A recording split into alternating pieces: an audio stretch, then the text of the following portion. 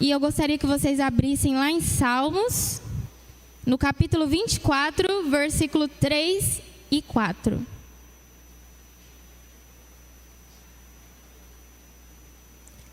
Salmos, capítulo 24, versículo 3 e 4.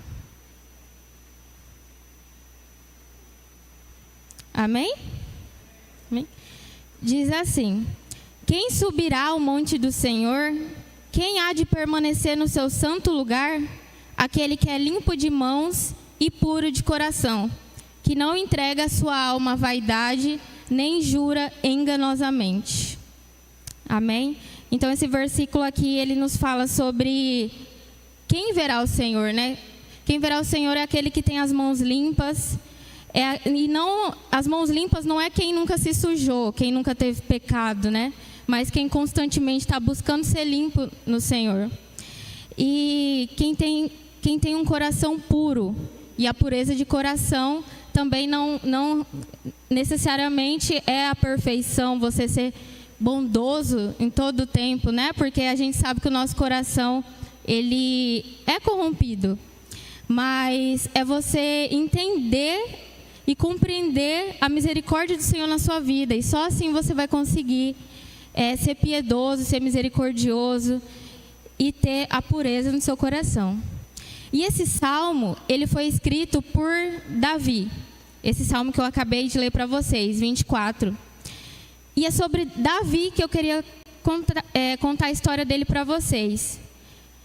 Só que a vida de Davi, ele era um servo muito fiel ao Senhor, conhecido como homem segundo o coração de Deus. Mas Davi não era perfeito. Davi era falho, tinha falhas como todos nós temos, né? E isso só me dá um certo descanso na alma, né? Porque se Davi, que foi considerado um homem segundo o coração de Deus, não era perfeito, amém, glória a Deus. A gente tem que lutar pela perfeição todos os dias, mas a gente não pode deixar com que o nosso pecado nos afaste do Senhor, né? Nos distancie do Senhor. E esse salmo, ele faz a gente refletir muito também em qual tem sido as nossas verdadeiras intenções, porque isso demonstra muito a pureza do nosso coração, né? Qual tem sido a minha verdadeira intenção em vir para a igreja, por exemplo? Eu venho... É muito fácil vir para o culto, porque vai ter alguém para pregar, porque vai ter alguém para louvar, porque vai ter alguém para dançar. Mas o verdadeiro culto é aquilo que você traz para o Senhor. E se não existisse ministério de louvor, se não existisse ministério de dança, se não tivesse alguém aqui para trazer a palavra, o que você ia trazer hoje para o Senhor, né? Qual o culto que você vai prestar para o Senhor? E o Davi é alguém que amava tanto ao Senhor, que ele tinha muito zelo também pela obra. Ele tinha uma vida alinhada com Cristo e ele amava o Senhor de todo o coração. E eu queria convidar vocês para abrir em 1 Crônicas, no capítulo 17, que eu vou ler do versículo 1 ao 15.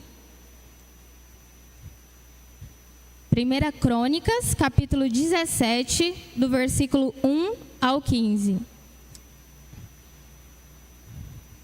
Que a gente vai aprender um pouco sobre como que era esse coração de Davi, né? Que era um homem temente ao Senhor.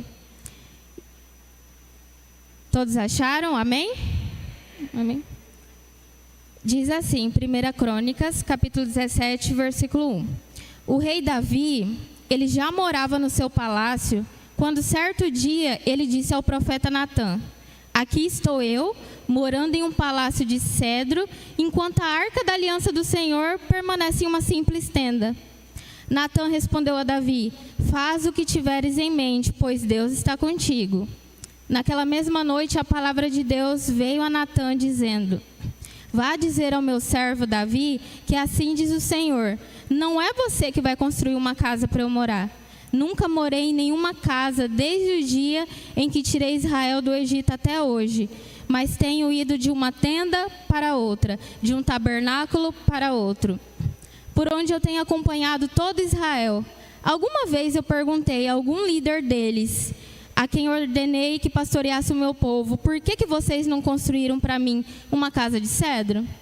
Agora, pois, diga ao meu servo Davi, que assim diz o Senhor dos Exércitos: eu o tirei das pastagens onde você cuidava dos rebanhos, para governar sobre Israel, meu povo.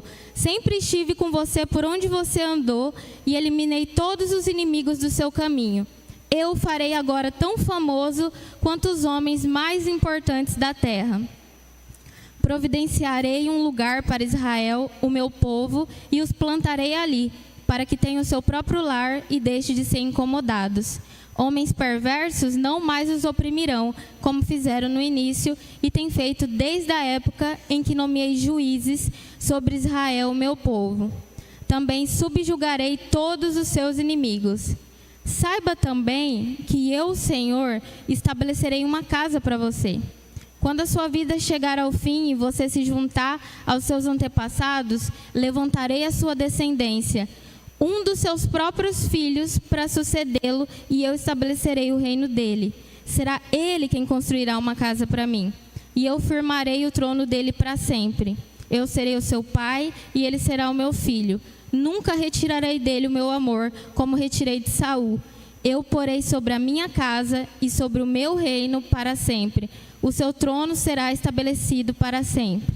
Então Natã transmitiu a Davi tudo o que o Senhor lhe havia falado por revelação. Amém? E o que eu pude compreender na história de Davi? Que ele tinha um zelo e um amor tão grande pelo Senhor, que o fato dele morar num palácio e o Senhor está ali morando numa tenda, isso inconformava o coração dele. Porque imagina a gente, merecedor, morando num palácio, e o Senhor morando numa tenda. Naquela época, antes do nascimento de Jesus, a glória do Senhor, e o Senhor morava dentro da Arca da Aliança. E essa Arca da Aliança ficava num tabernáculo. E poucos tinham acesso, né? Era o lugar santíssimo onde essa arca ficava. Só que essa arca tão preciosa, que ela guardava a glória e a presença do Senhor, ela ficava debaixo de uma tenda. Então, acredito que eu e você também ia ficar inconformado, né? Poxa, eu moro num palácio e o meu Deus está morando debaixo de uma tenda. Então, a gente vê a intenção do coração de Davi era boa. Ele queria o melhor para o Senhor. Só que ele fala isso para Natã, que era amigo dele, que era o profeta, né? Ele falou: olha, isso está me incomodando. E Natã também, acredito eu, que se sentiu incomodado e falou: não, faz o que você está pensando, faz o que você projetou. O Senhor está contigo. Só que essa não era a vontade do Senhor. E o Senhor, quando Ele não quer que algo se realize na nossa vida, Ele vai falar para nós de imediato isso. Assim como Davi tinha muito zelo com o Senhor também tinha muito zelo com a vida de Davi. Então, quando esse servo Natã, né, que era o profeta, dormiu, o Senhor logo falou com ele, através de sonho, né, falou assim: Natã, fala para o meu servo Davi que não é para ele fazer esse palácio, não é para ele construir esse templo. Eu nunca pedi até hoje que ninguém dos meus líderes construísse um templo para mim. E por mais que a intenção do coração de Davi fosse boa, o Senhor queria continuar permanecendo morando na tenda. E outra coisa que a gente percebe aqui, não era o plano do Senhor para a vida de Davi que ele construísse um templo. O Senhor tinha um outro plano para Davi. Esse plano da construção de um templo era para Salomão, filho de Davi. A promessa era para o filho, não para ele. Mas o que então o Senhor tinha reservado para Davi? O Senhor reservou para Davi algo muito mais importante do que um projeto bem sucedido na vida dele, que era a construção do templo, né? O Senhor prometeu para ele que ia levantar a descendência dele, através de Salomão, que era o filho dele, né? E eu acho que não tem coisa melhor do que você criar o seu filho e você saber que você apresentou Jesus para ele e que a sua descendência permanecerá em Cristo, né? Mas também tem uma outra coisa que vale mais do que tudo, que o Senhor falou para ele que estabeleceu uma casa para ele. Davi, que estava preocupado em construir um templo, uma casa para o Senhor manda revelar para ele que é ele que precisa de uma casa lá no céu. E ele prometeu para Davi que a casa dele estaria já confirmada, né? Ou seja, ele ia para o Senhor quando ele morresse. E isso falou muito comigo, e eu também vi isso muito através de uma música, que eu sempre volto a dizer, que o Senhor sempre se revela comigo através de músicas.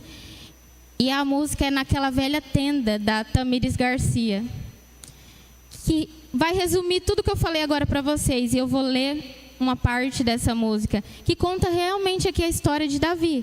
Davi falando para o Senhor.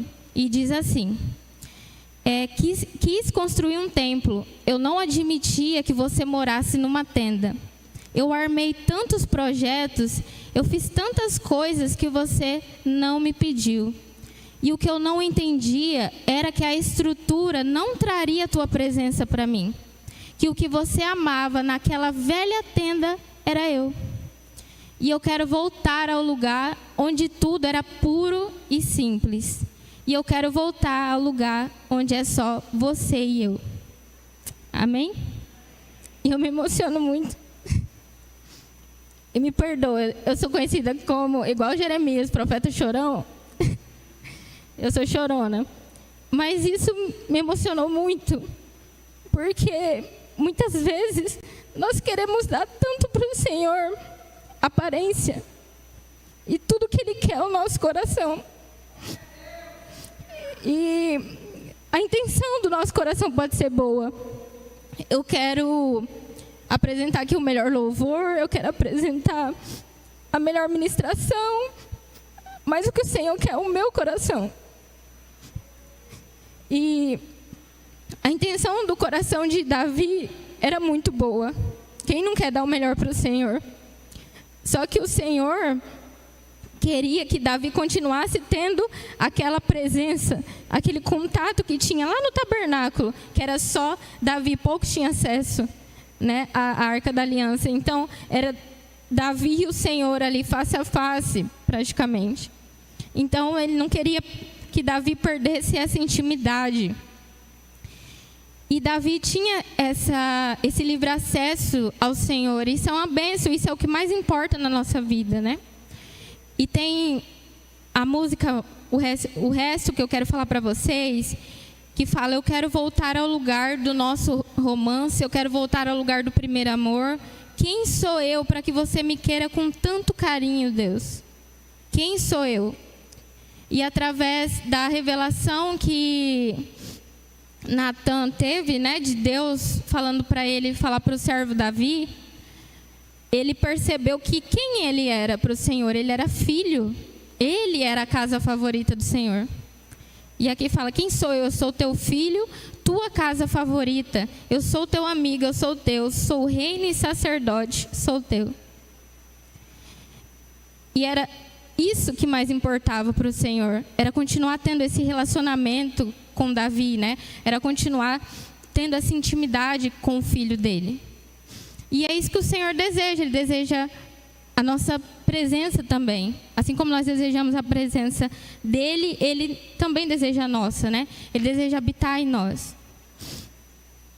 E o Senhor não executou aqui o projeto de Davi, mas ele deu algo muito melhor. Ele deu as nações por herança para Davi. E isso vale muito mais que um templo.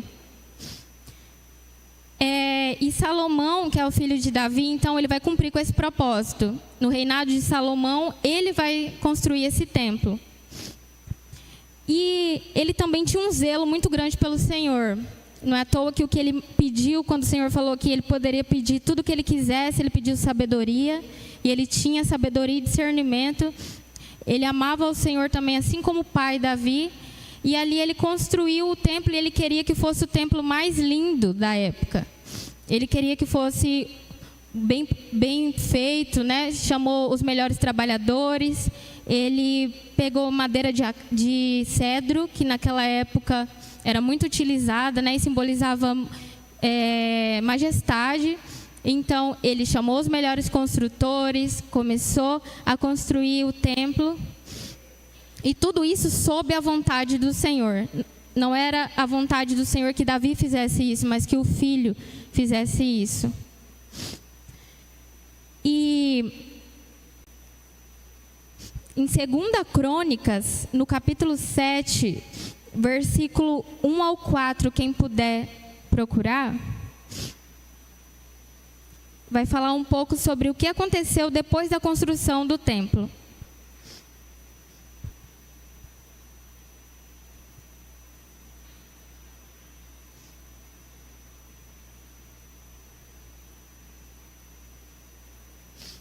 Amém?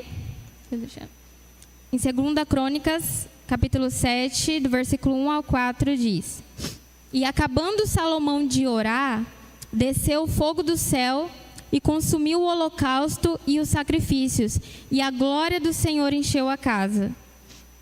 E os sacerdotes não podiam entrar na casa do Senhor, porque a glória do Senhor tinha enchido a casa do Senhor.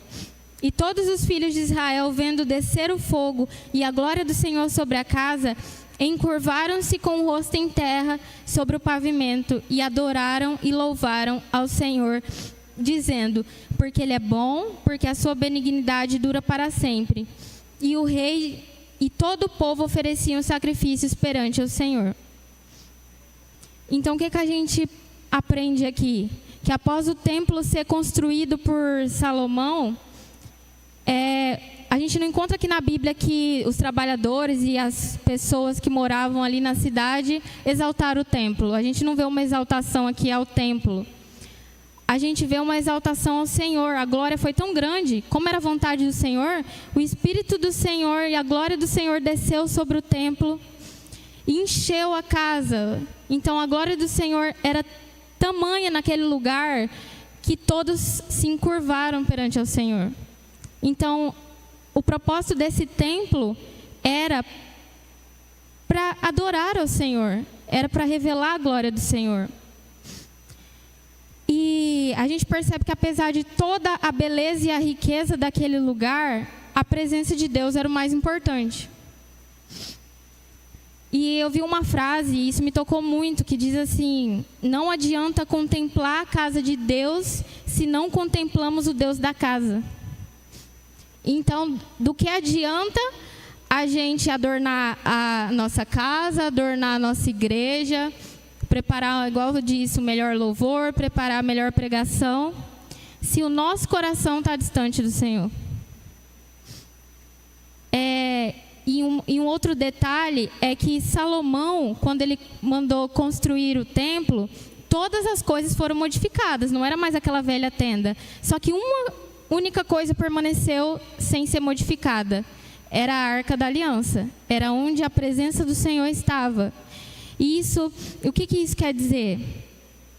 Isso quer dizer que tudo pode mudar na nossa vida. O templo é novo, mas a presença do Senhor continuará sendo a mesma na nossa vida.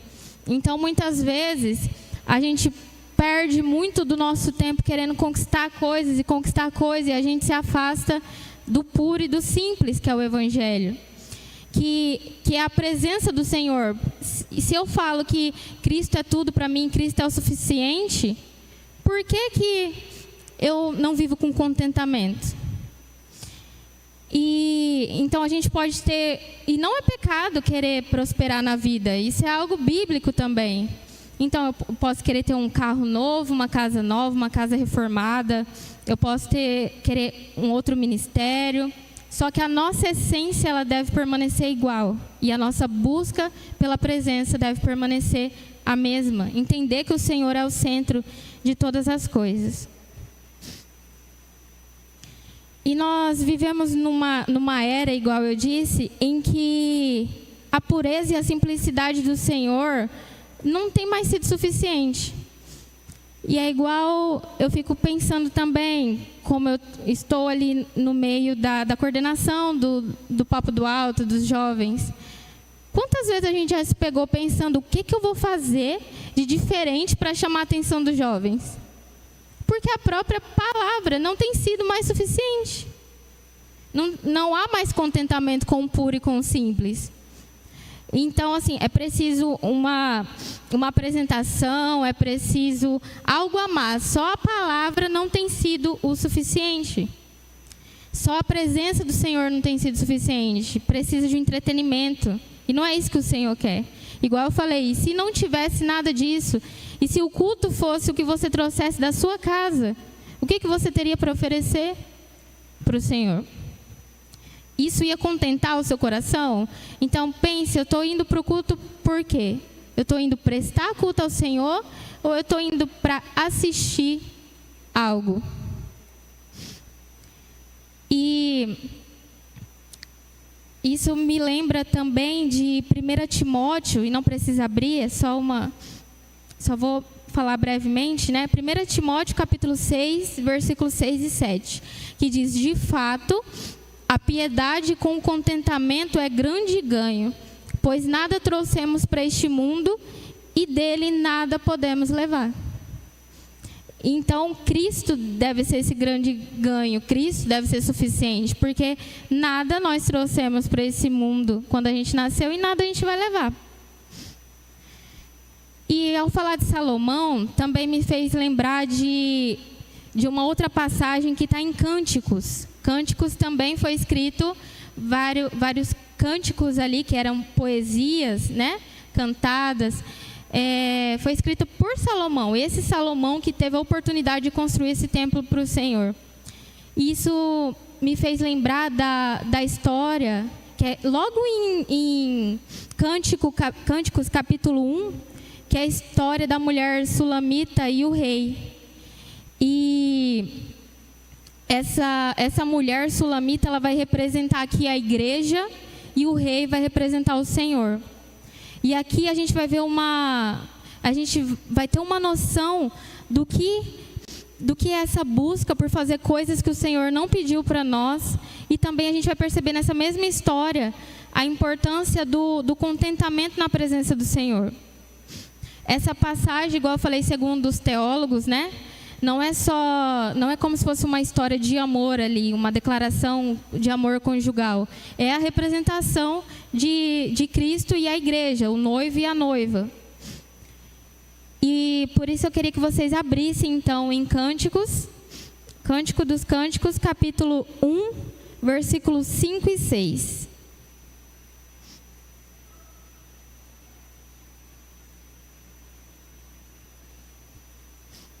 Cânticos, capítulo 1, versículos 5 e 6.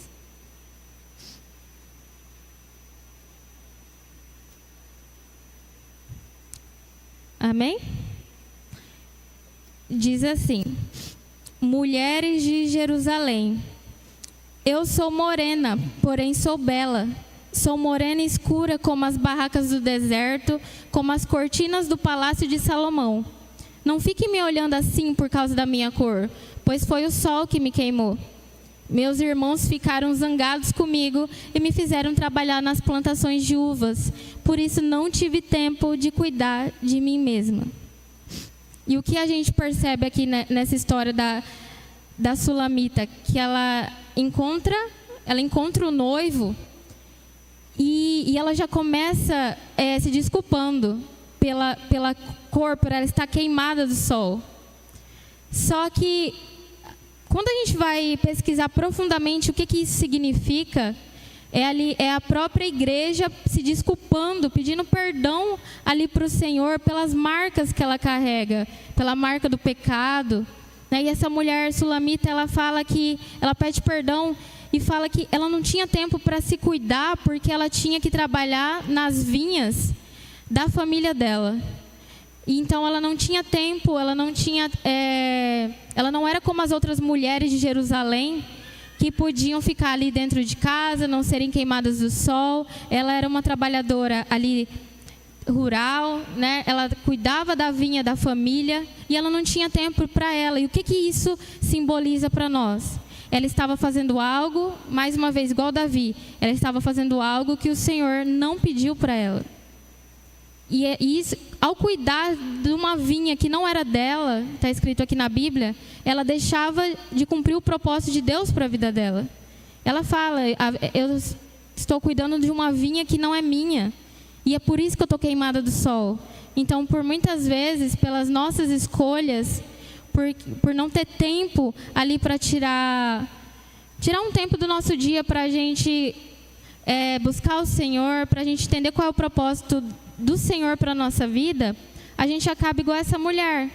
A gente acaba queimada, fruto das nossas próprias escolhas. Só que a resposta do noivo, se a gente for ver um pouco mais abaixo, em Cânticos, né, no capítulo 1, versículo 8, ela se desculpa, mas ele ainda continua achando ela bela. Ele fala, não tem problema, você é bela, para mim você é bela. E essa é a resposta do Senhor para nós. Fala, não, você é formosa, mesmo queimada. Ou seja, mesmo com as marcas das suas próprias escolhas, de não viver ali a sua própria vida, o seu próprio propósito, buscar coisas que eu não planejei para você, mesmo assim eu te vejo linda, bela, formosa. E é assim a forma como o Senhor enxerga nós. Assim o Senhor também enxergava Davi. Davi também estava fazendo algo que não era da vontade do Senhor, mas o Senhor via ele como um homem segundo o coração de Deus. E isso também me fez lembrar de 1 Samuel, capítulo 16, versículo 7, que Deus diz que Ele não vai nos ver como o homem vê. Então Deus não via aquela mulher sulamita, né? O Senhor não vê a igreja como o homem vê, Ele não vê a aparência. Diz assim, né, em 1 Samuel, capítulo 16, versículo 7. Porém o Senhor disse a Samuel, não atentes para a sua aparência, nem para a altura da sua estatura, porque eu tenho rejeitado. Porque o Senhor não vê como o homem vê, pois o homem vê o que está diante dos olhos, porém o Senhor olha para o coração. E da mesma forma, é a forma que o Senhor olha para o coração da Sulamita e olha para o coração de Davi.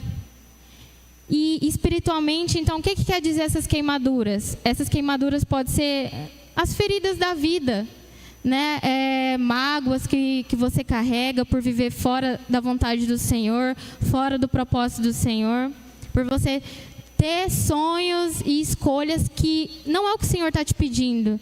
E muitas vezes você se considera sobrecarregado. Mas será que o Senhor tem pedido tudo isso para você? Será que o Senhor não quer só o seu coração? E isso também me fez lembrar de uma outra música. Se eu não citar a música, não é eu, né? Que também é da Tamires Garcia e o nome da música é Tua Mesa Cura. E vai falar sobre a história da Sulamita, que eu acabei de ler para vocês, e vai também simplificar o que eu falei. É a Sulamita falando aqui para o rei, para o noivo dela. Ela diz assim, tanto que eu trabalhei, tanto que eu me desgastei, tanto que o sol me queimou, cuidando de uma vinha que não era minha, tentando achar o meu valor, tentando te impressionar. Será que um dia eu poderia ser suficiente? E aqui ela descobre que em casa, na mesa, em meio aos meus irmãos, eu descobri a extensão do seu amor. Sem palcos ou aplausos, longe das multidões, eu descobri que sou aceito por ti e carrego o nome da família. A tua mesa cura, aqui tem vinho e pão, tem um lugar para mim. Os meus esforços não compram Deus, os meus esforços não te compram. Eu te conheci quando eu aprendi a descansar, quando aprendi a desfrutar em casa, na mesa, no meio dos meus irmãos. Amém? Então, essa mulher sulamita, ela queria achar o valor dela ali, cuidando da vinha que não era dela. Porque os irmãos dela já estavam zangados com ela. Então, se ela não cuidasse ali daquela vinha, o quanto que ela já não era rejeitada. E ela se sentia rejeitada perante o rei, porque tinha tantas outras mulheres mais bonitas do que ela, mas o rei enxergava o coração. E não precisava ela fazer nada para o Senhor amá-la, né? Então, muitas vezes a gente trabalha, a gente se desgasta, a gente faz uma série de coisas que não são aquilo que não é aquilo que o Senhor quer para as nossas vidas. E isso também reflete muito na gente querer cuidar de tudo, de todos, da gente querer ser mil funções na igreja, por exemplo. E a gente muitas vezes vive no automático. Vem na igreja no automático, serve no automático. E está negligenciando um chamado que é seu e que, se você renunciasse tudo isso para você se sentir aceito e se sentir validado, igual a Sulamita pede perdão porque ela quer ser validada, se você renunciasse tudo isso e cumprisse seu chamado, você estaria agradando ao coração do Senhor. E isso era tudo, porque você não precisa agradar as pessoas, né? E quantas pessoas cuidam de casa, dos filhos, do ministério, mas não cuidam da sua vida espiritual? Não tem nem tempo para ler a Bíblia, para se curar dessas queimaduras, dessas feridas, e acaba tentando provar o seu valor ali, tentando impressionar o Senhor de alguma forma. E o Senhor só quer o seu coração. Então, olha a simplicidade do Evangelho. Ele só quer o seu coração. Não é fazer mais e mais e mais e mais. Se você colocar o seu coração disposto ao Senhor, Ele vai te encaminhar para aquilo que Ele quer fazer, o propósito dEle. Talvez o seu propósito não seja construir um templo aqui. E esse templo simboliza o quê? Talvez um sonho que você tem muito grande, uma faculdade, um emprego, uma família. Talvez esse não é o plano do Senhor para a sua vida. Mas Cristo vai continuar sendo suficiente? Porque Ele quer o seu coração. E para encerrar, né, eu fiz a seguinte compreensão: que você pode estar queimado pelo sol do pecado, mas em Cristo você é declarado formoso. E não por mérito, né, não por aparência, não por esforço, mas pela graça do Senhor. E isso é o Evangelho. Esse é o Evangelho puro, simples, suficiente, né? E em 2 Coríntios, no capítulo 11, versículo 3, diz: mas temo que, assim como a serpente enganou Eva com a sua astúcia, assim também sejam de alguma sorte corrompidos vossos sentidos e se apartem da simplicidade que há em Cristo. Então aqui demonstra a preocupação do Senhor, que a gente seja corrompido de tal forma que a gente deixe de ser simples, que a simplicidade do Senhor não esteja dentro de nós. Então, assim, eu convido você a voltar para o puro, para o simples, ali no secreto, na sua adoração com o Senhor, que Ele vai te dar tudo aquilo que é necessário, porque a presença dEle é necessária na sua vida, e todas as outras coisas serão acrescentadas. Amém? E eu finalizo com 2 Coríntios, capítulo 1, versículo 12, que diz: nos comportamos no mundo com simplicidade e sinceridade de Deus, não com sabedoria carnal, mas com a graça de Deus. Amém? Então que a gente nunca perca essa pureza, a gente nunca perca essa simplicidade, e a gente nunca perca essa vontade de estar na presença do Senhor, porque a gente precisa entender que a presença do Senhor é tudo que a gente precisa, e isso basta. Amém? Amém.